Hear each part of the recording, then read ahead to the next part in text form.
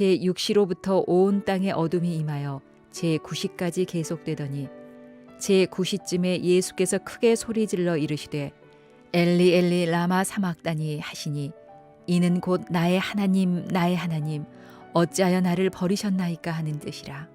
거기 섰던 자 중 어떤 이들이 듣고 이르되 이 사람이 엘리야를 부른다 하고 그 중에 한 사람이 곧 달려가서 해면을 가져다가 신 포도주에 적시어 갈대에 꿰어 마시게 하거늘 그 남은 사람들이 이르되 가만두라 엘리야가 와서 그를 구원하나 보자 하더라.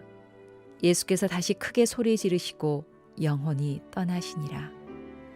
이에 성소 휘장이 위로부터 아래까지 찢어져 둘이 되고 땅이 진동하며 바위가 터지고 무덤들이 열리며 자던 성도의 몸이 많이 일어나되 예수의 부활 후에 그들이 무덤에서 나와서 거룩한 성에 들어가 많은 사람에게 보이니라. 백부장과 및 함께 예수를 지키던 자들이 지진과 그 일어난 일들을 보고 심히 두려워하여 이르되 이는 진실로 하나님의 아들이었도다 하더라. 우리가 마태복음을 순서대로 계속 이렇게 묵상에 나오다가 십자가에 달리신 예수님, 그러니까 마태복음이 거의 끝날 때가 됐어요. 십자가에 달리신 예수님을 우리가 묵상하면서 십자가 주변에 있는 무리들, 그리고 십자가를 보신 하나님의 반응, 이런 것들을 묵상했고, 이제 지난 주간부터 우리가 십자가에 달리신 예수님께서 7마디를 하시고 영원히 떠나가시는데 가상칠언이라고 부르는 십자가에서 하신 7마디의 말씀을 우리가 묵상하면서 은혜를 나누고 있습니다. 그래 첫 말씀이 뭐냐면 저희의 죄를 사하여 주옵소서, 저들이 하는 일을 모르고 하나이다, 용서를 선포하셨던 말씀이고, 두 번째 말씀은 강도들을 향하여서 하신 말씀이었죠. 내가 오늘 나와 함께 낙원에 있으리라, 한쪽 편에 있는 강도에게 구원을 선포하신 그런 말씀이었고, 세 번째는 그 어려운 와중에서도 어머니를 생각하시면서 보소서 아들이니이다, 보라 당신의 어머니다, 이렇게 말씀하시는 말씀이 세 번째 말씀이었고, 물론 마태복음 말씀만이 아니고 사복음서를 우리가 종합해 가면서 예수님께 십자가에서 하셨던 7마디의 말씀을 묵상하면서 은혜를 나누고 있습니다. 그리고 이제 네 번째가 나의 하나님 나의 하나님 어찌하여 나를 버리시나이까, 절규하셨던, 버림받는 고통 속에 절규하셨던, 그러나 하나님이 버림받거나 하나님에게 버림받거나 또 이제 하나님을 원망하는 그런 예수님의 모습이 아니라는 것 우리가 이제 나누었습니다. 이렇게 십자가에서 하신 말씀 4가지를 우리가 묵상했고, 오늘 아침에는 이제 5번째부터 7번째 말씀까지 묵상하면서 좀 은혜를 나누려고 이제 합니다. 5번째 십자가에서 하신 말씀 고백이 요한복음 19장 28절에 나와 있습니다. 간단하게 이야기하면 내가 목마르다, 내가 목마르다 하는 말씀이었습니다. 십자가에 달리신 예수님께서 물과 피를 다 쏟으셨잖아요. 탈진하셨잖아요. 육체적인 탈진이 오게 된 것입니다. 그래서 예수님께서는 내가 목마르다, 그렇게 말씀을 하셨습니다. 어떤 사람들은 예수님의 부활을 믿을 수가 없어서 예수님께서 십자가에서 잠깐 기절하셨던 것이다, 기절설이라고 하는 것을 이야기해서 우리 기독교를 왜곡시키려고 하는 사람들이 있습니다. 아닙니다. 예수님 잠깐 기절한 것이 아니고 이런 육체적인 고통을, 사람이 당할 수 있는 가장 큰 고통을 당하시다가 십자가에서 죽으시는 것입니다. 여러분, 누가복음에 보면 부자와 거지 나사로 비유가 나오잖아요. 부자도 세상을 떠나고 나사로도 세상을 떠났어요. 근데 나사로는 신앙생활하고 믿음생활 한 것 같고 부자는 안 한 것 같아요. 나사로는 천국에 갔고 부자는 지옥에 갔어요. 그런데 이 지옥에서 고통을 당하는 부자의 고통을 한마디로 소개하는 것이 있었어요. 그 무엇인가 하면 목이 마른 거예요. 너무너무 목이 말라서 견딜 수가 없는 거예요. 근데 저쪽에 보니까 나사로가 천국에서 아름답게 지내고 있거든요. 그 부자가 하는 이야기가 뭐예요? 나사로를 나에게 보내어서 내 목에 물 한 방울, 한 컵이나 한 그릇이나 아니고 물 한 방울 내 목에 죽일 수 있도록 해달라고. 아마도 사람이 느낄 수 있는 고통 중에 하나가 무엇인가, 가장 큰 고통 중에 하나가 무엇인가 하면 목마름의 고통인 것 같아요. 그죠? 그래서 이제 지옥을 묘사할 때, 사람의 고통을 이야기할 때 목마름의 고통을 많이 이야기하고 있거든요. 그러니까 우리 예수님께 십자가에서 사람이 당할 수 있는 가장 큰 고통을 당하시면서 우리의 죄를 친히 짊어지시고 십자가에서 죽으셨다는 거예요. 목마름의 고통까지, 우리가 목말라야 될 고통을 우리 주님이 대신 지시고 십자가에서 운명하셨다는 것입니다. 우리의 목마름의 고통을 해결하시라고 주님이 십자가에 달리셨다. 내가 목마르다, 그렇게 말씀을 하셨어요. 여섯 번째 말씀은 누가복음 23장 46절에 기록되고 있는데, 예수께서 큰 소리로 불러 가라사대 아버지여 내 영혼을 아버지의 손에 부탁하나이다, 이 말씀하시고 운명하시니라. 이렇게 누가복음 23장에 기록되고 있습니다. 예수님께서는 십자가에 달려서 신음하고 고통하시던 중에 그 순간 죽음이 찾아왔다는 것을 아셨던 것이죠. 죽음 찾았던 것을 아시고, 이에 자신의 생명이 자신의 것이 아니라 하나님의 손으로 옮겨간다는 사실을 우리 주님은 아셨습니다. 그래서 예수님은 아버지여 내 영혼을 아버지의 손에 부탁하나이다, 소리를 지르셨어요. 예수님은 드디어 모든 것을 해내셨던 것입니다. 그러므로 주님은 마지막 순간이 되었을 때 자기의 영혼을 하나님의 손에 부탁할 수가 있었던 것입니다. 하나님을 완전히 신뢰하셨기에 죽음의 상황에서 하나님께 생명을 부탁하실 수가 있었던 것입니다. 여러분, 이제 엘리 라마 사막다니 네 번째 말씀을 하실 때 우리가 나누었죠. 나의 하나님 어찌하여 나를 버리시나이까. 하나님을 향하여 원망하는 것처럼 보이지만 원망이 아니었다는 말씀을 드렸잖아요. 그 말씀이 원망이 아니었다는 것을 내 영혼을 아버지의 손에 부탁하나이다, 하나님 앞에 모든 것을 전적으로 신뢰하고 맡기시는 예수님의 이 모습을 통해서 그것이 원망이 아니었다라고 하는 것 알 수 있어요. 하나님께 모든 것을 맡기고 계시는, 신뢰하고 계시는 것입니다. 여러분, 어떤 사람은요 평소에 예수님을 잘 믿다가 죽음이 가까이 오면 신앙이 흔들리는 사람이 있어요. 믿음이 흔들리는 사람이 있어요. 주석 말씀이지만은 예수님을 그렇게 잘 믿고 사역을 감당하시던 목사님이, 또 신앙생활 잘 하시던 장로님이, 그렇게 헌신하시던 권사님이, 집사님이 암이라고 하는 불치의 병에 걸렸을 때 믿음을 저버리는, 믿음이 흔들리는 거 볼 수 있어요. 사업이 잘 안 될 때, 계획하는 일이 잘 안 될 때 신앙이 흔들리고 믿음이 흔들립니다. 부모님들에게 자녀 문제가 참 소중하고 귀하잖아요. 자녀들이 잘 안 될 때 이 신앙과 믿음이 송두리째 흔들리는 그런 경우가 있습니다. 하나님이 나를 버리시는구나, 하나님이 나 돌보시지 않는구나, 혹은 하나님이 계시는가, 이렇게 되는 경우가, 그렇게 신앙생활 잘 하시던 분이 고난당하고 어려움을 당하고 죽음의 순간에 이르게 되면 신앙이 송두리째 흔들리는 거 가끔 있어요. 여러분, 마지막에 어떤 고백을 하느냐가 참 중요합니다. 그래서 우리가 이거 기도할 제목인 것 같아요. 마지막에 아름다운 고백, 예수님처럼 주님 앞에 맡길 수 있는 믿음, 이거 기도 제목이라고 생각이 되는데, 잘 되더라도 못 되더라도 내가 원하는 길을 가게 될지라도, 혹은 내가 원하지 않는 길을 가게 될지라도, 하나님, 내 생애를, 내 인생을, 내 영혼을, 나의 모든 것을 하나님 당신의 손에 부탁합니다. 나는 당신을 신뢰합니다. 이렇게 고백할 수 있어야 될 것이라. 어떤 장로님 이야기라고 그래요. 예수님 평생 잘 믿으셨어요. 근데 예수 잘 믿어도 질병이 안 오는 것 아니잖아요. 여러분, 우리 육신은 질그릇이에요.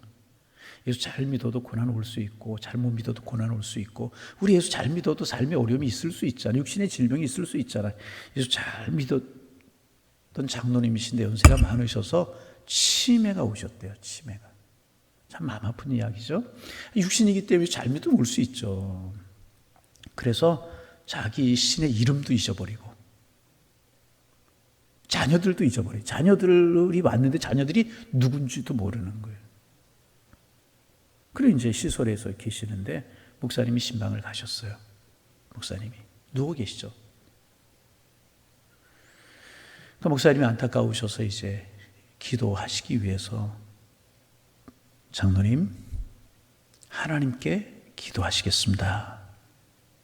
그리 장로님 누워 계시다가 벌떡 일어서더라.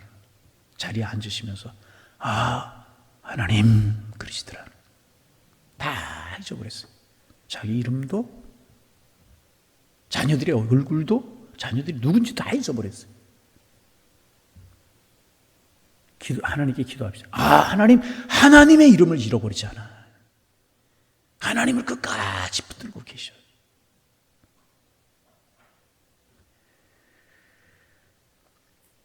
마지막 순간 혹시 우리의 기억이 희미해지고 세상 것 다 잊어도 영원히 기억해야 될 이름, 여호와 하나님, 우리의 생명 되신 하나님, 나를 구원하신 하나님, 이 이름이 우리에게 기억돼야 될 것이라.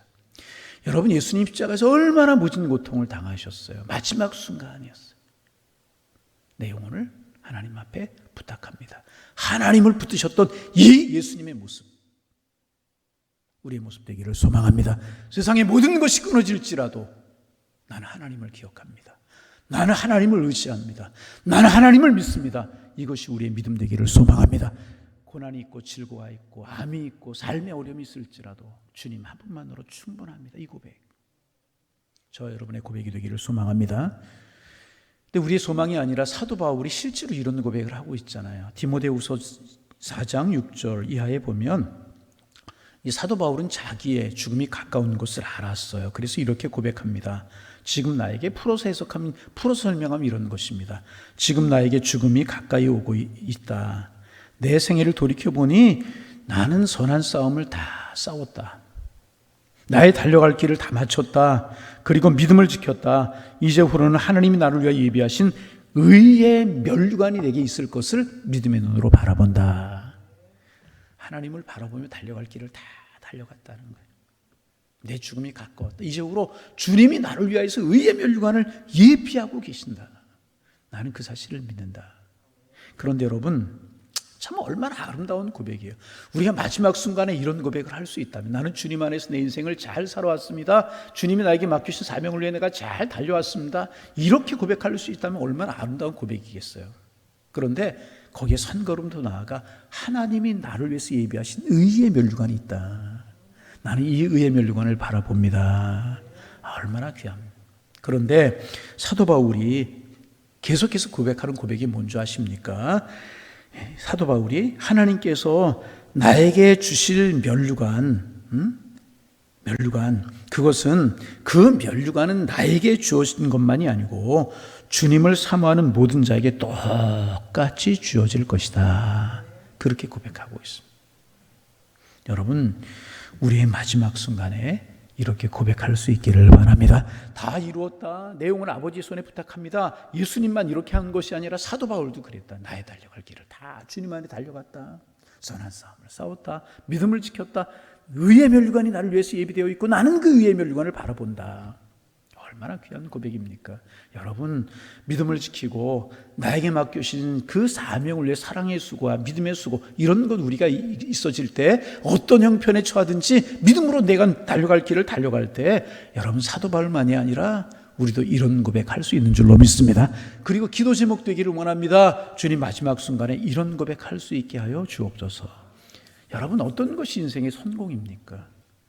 지금 많이 누렸던, 적게 누렸던, 가졌던, 못 가졌던 마지막 순간에 이런 고백할 수 있다면 그 인생이 성공한 인생이고, 그 인생이 아름다운 인생이고, 그 인생이 하나님 주신 사명을 잘 감당하고 살아간 인생이 아니겠습니까?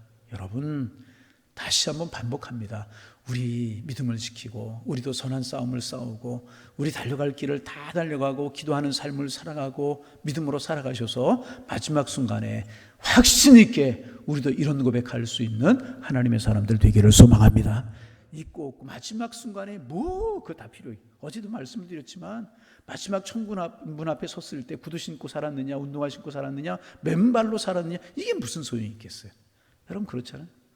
이 고백 하나, 내가 믿음을 지켰고 달려갈 길을 다 달려갔으니 나를 위하여 하나님이 예비하신 의의 면류관이 예비되어 있습니다.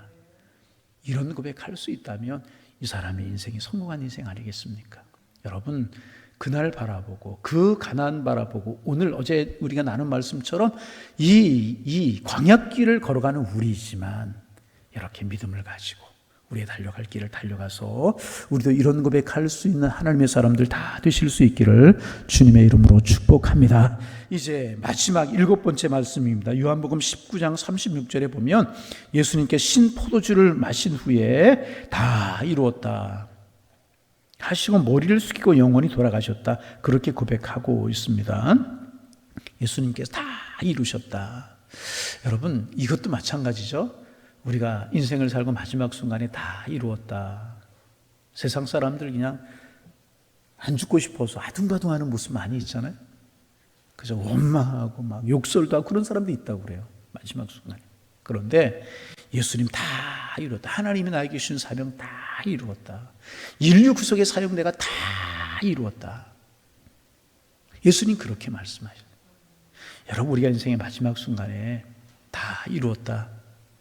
하나님이 나에게 보내주셔서 나 이런 삶을 80을 살았든 90을 살았든 몇 살을 살았든 내 인생을 살았는데 내가 하나님 주신 나의 사명 다 이루었습니다. 이 세상에 보내신 주님의 뜻을 내가 다 이루었습니다. 이런 고백할 수 있다면 그 인생 성공한 인생 아니겠어요?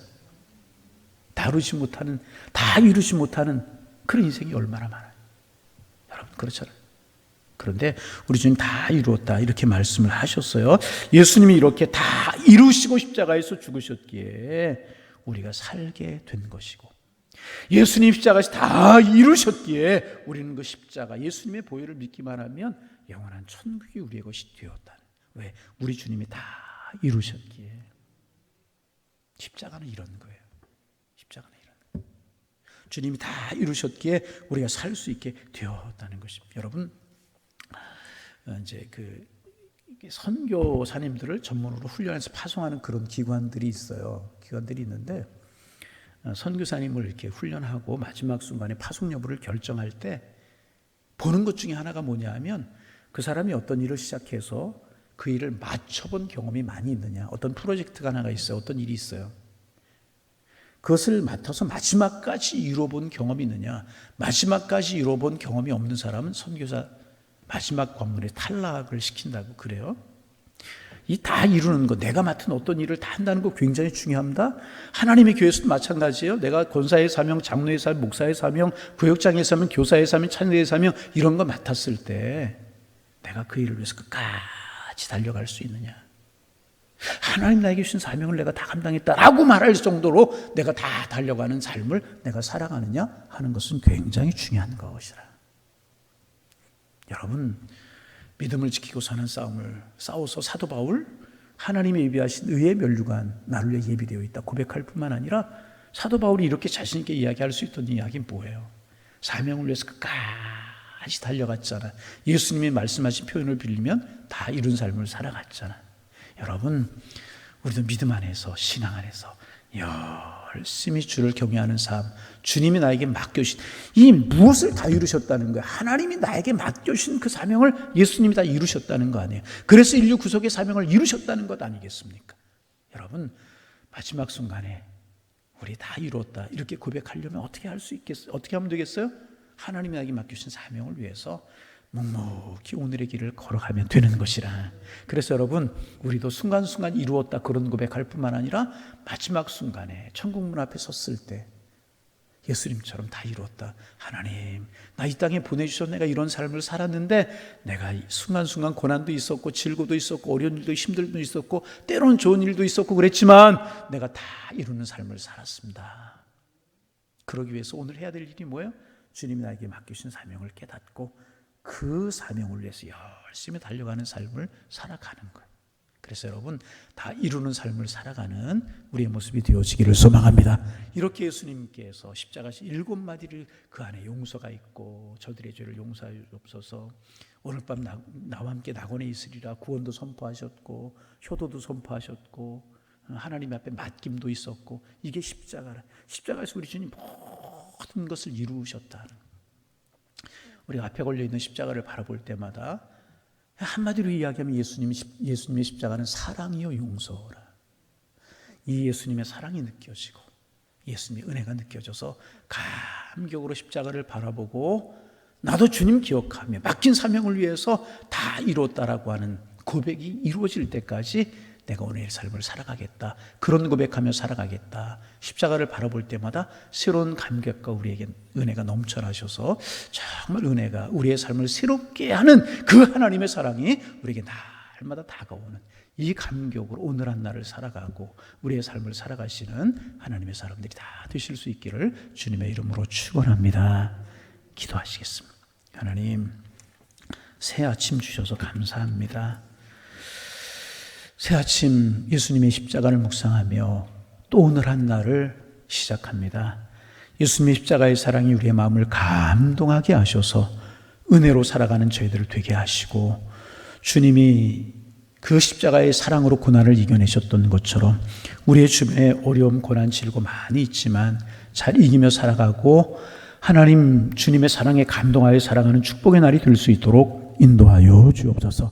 주님이 목마름의 고통을 당하셨기에 우리가 목마름의 고통을 이길 수 있고 지옥을 이길 수 있으며 삶의 어려움을 이길 수 있다는 사실을 기억하게 도와주시고, 내 영혼을 아버지의 손에 부탁한다라고 마지막 순간에 하나님을 기억하셨던 그 예수님처럼 우리도 늘 주님 기억하며 살게 하시고, 세상 끝날 다 잊어버려도 거룩하시고 존귀하신 하나님의 이름을 기억할 수 있는 저희들 되게 도와주시고, 하나님의 이름 기억하며 나에게 맡겨진 사명을 위해 하루하루 잘 달려가게 하셔서 예수님처럼 다리 이루었다 고백할 수 있는 하나님의 사람들 될 수 있도록 도와주시고, 사도 바울처럼 사명을 위해 믿음을 지키고 달려가셔서 하나님이 나를 위하여 의의 멸류관을 준비하고 계시고 의의 멸류관을 생각하니 내가 기쁘다, 이런 고백 사도 바울처럼 할 수 있는 저희들 될 수 있도록 인도하여 주옵소서.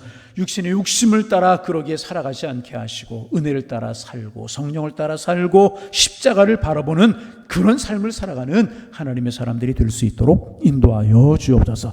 이 새벽 정말 소중한 시간에 단잠을 깨우고 하나님의 전에 또 가정에서 영상으로 예배 드리는데 이제부터 우리가 기도할 텐데 기도의 문을 열어주시고 기도 제목이 생각나게 하셔서 깊이 기도하는 시간 삼아 주옵소서. 코로나 전국을 위해서 기도하며 하나님 우리 한국교회를 위해서 기도하며 우리 교회의 여름 행사를 위해서 기도하고 또 질병, 삶의 어려움을 당하는 많은 분들의 중보 기도할 때 성령님 우리의 기도에 힘이 있게 도와주옵소서. 자녀들을 위해서, 가족 구원을 위해서, 가정 경제를 위해서, 삶의 맡은 사명을 위해서 우리가 품고 기도할 때 주님이 우리와 함께 하심이 기억되게 하시고 하나님 우리의 기도가 하나님 앞에 상달되는 모습 느껴질 수 있도록 도와주셔서 이 새벽이 귀하고 복된 시간 될 수 있도록 도와주시고, 오늘도 무더위가 계속이 될 텐데 무더위 속에서 양일의 운석들 지켜주시고 하나님의 사랑으로 함께하여 주옵시고, 코로나로 인해서 여러 가지 상황이 녹록지 않지만 예수 십자가 생각하기에 그 십자가 묵상하기에 오늘 우리도 감사하며 찬송하며 살아갈 수 있는 은혜의 날이 될 수 있도록 인도하여 주옵소서. 예수님의 이름으로 기도하옵나이다. 아멘.